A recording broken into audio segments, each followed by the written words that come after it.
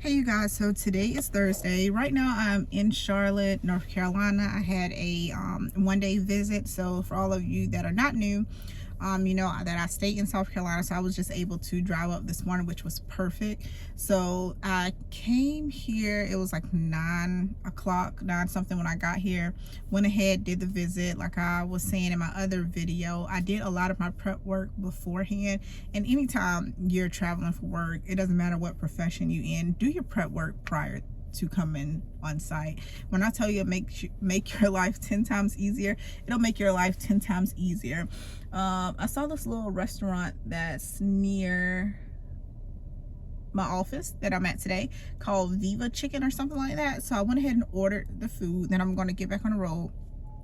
My goal is to be back home by 3 o'clock. Like I want to be out of Charlotte because Charlotte's traffic is absolutely horrible, y'all, after a certain time. Site visit went really good. Site visit went really good. The unblinded staff was very organized, and when they are organized, it makes your life 10 times easier. I'm in constant communication with my site to say, hey, this is what's needed. This is what I need. Especially like things that you need the PI, the doctor, to sign off on. I am adamant about that. Like I need this particular form because the doctor has to sign off on this particular form.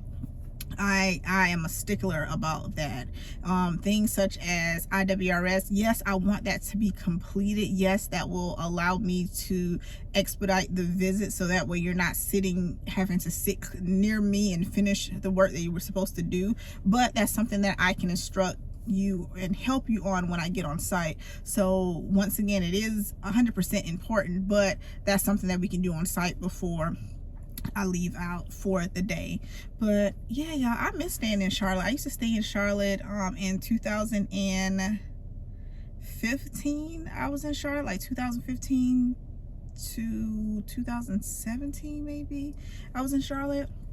But yeah, I'm telling you, I guess a city state is just whatever you make it, but I really enjoyed Charlotte. I felt like the people, I just felt like the environment was different. The people that I met was just different. It was more of an opportunity to grow. But I mean, you know, now I'm with a global company, so of course I can grow here, but I'm just saying as far as locally growing, get what I'm saying? But yeah, so I think I have about 10 more minutes before my food is done, and then I will be headed out. I have an hour and 30-minute drive. So yeah, y'all, I have to show you my outfit today. Like I wore this one time before and I wasn't able to show y'all when I went to New York. So I have on my black long trench coat, my black dress that I got, some black stockings, and I finally wore my heels that I told y'all about, small kitten heels, the little ankle boots. So I'll like insert a video clip of what I'm wearing today because I absolutely love it. And y'all know, if you see my other video, I was telling you that I'm so sick and tired of wigs because I hate that little screen door. So what I did was I took my time and I went ahead and I got some foundation. Hold on, I feel like I'm looking this way, but the camera thinks this way. But I went ahead and got some foundation, and I just placed the foundation at like the part area, and I also did some foundation on the actual lace to help blend it in with my skin. And I also cut the hair because I wanted, I don't know, I think it looks more wiggy when it's long versus me having it here. So I did it like shoulder length here, kind of like a curly bob. But yeah, so go in, get my food, already paid for it, but I'm gonna go see if it's ready.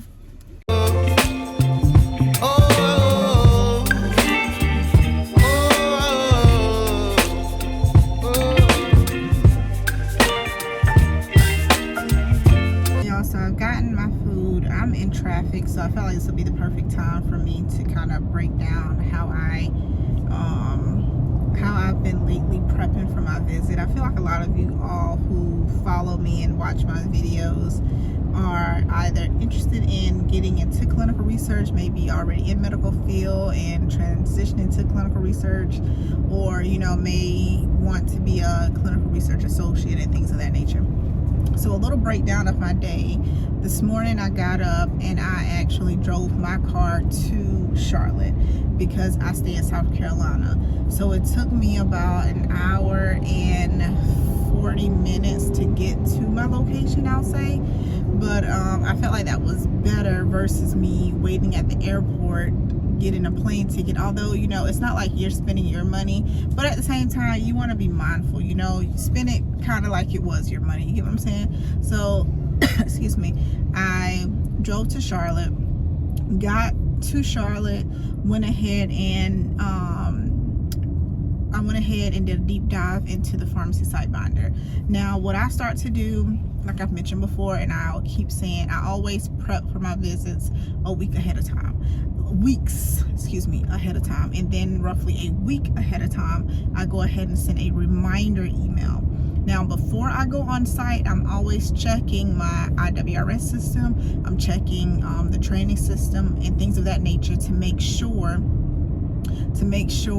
that the site has done what they're supposed to do for me to do this closeout visit, right? So we're just focusing on closeout visits because that's what I'm doing right now.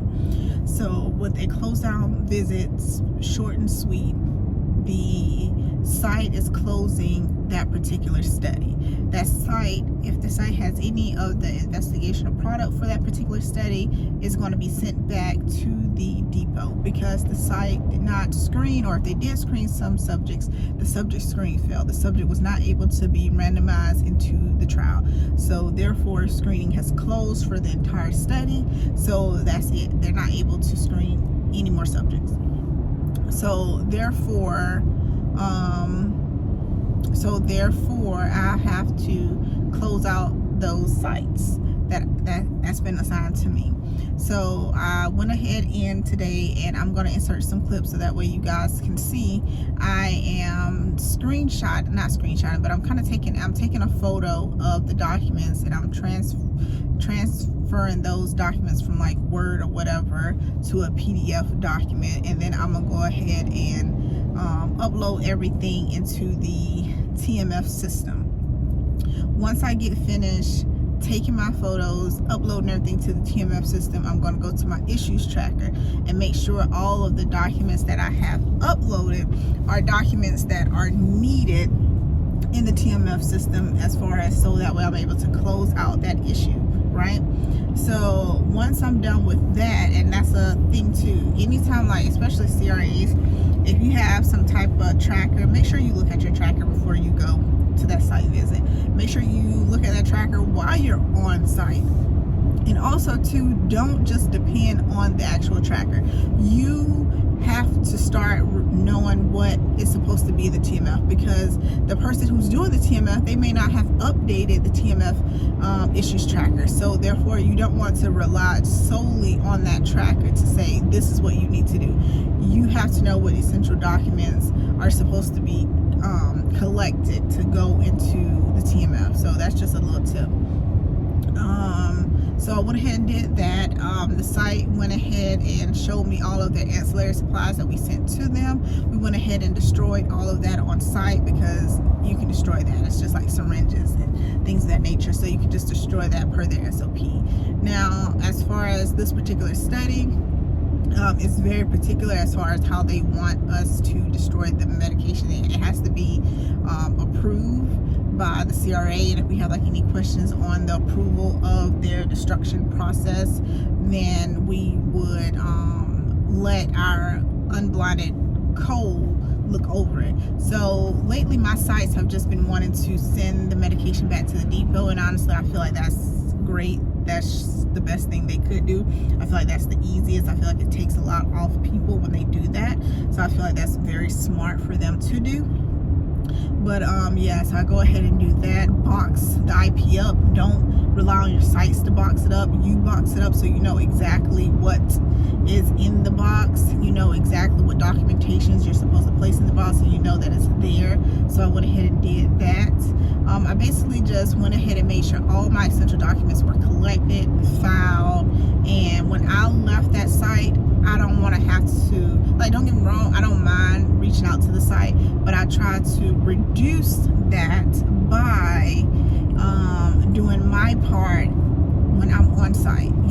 giving me that 5.5 hours to do my work, and I'm gonna make sure that I do my work to the best of my ability. That's why I generally start doing my spreadsheets beforehand, so that way I am able to just boom, boom, boom, and just do a cross reference.